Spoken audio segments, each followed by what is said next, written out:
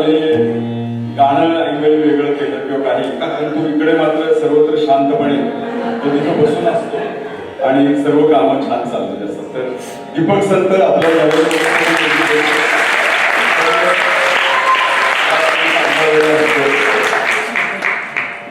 तर आता थोडासा गिअर बदलून आपण दुसऱ्या गाण्याकडे वळू. एक अतिशय सुंदर प्रेमगीत म्हणता येईल किंवा प्रेमावर लिहिलेलं गीत म्हणता येईल. सुरेश भटांनी अनेक सुंदर गाणी लिहिली, हृदयनाथांनी ती संगीतबद्ध केली. ही जी गाणी आहेत त्यातलंच एक गाणं आता मी घेतलंय. मला त्यातले 2 ओळी खूप आवडतात. श्वास तुझा मालकंस, स्पर्श तुझा पारिजात.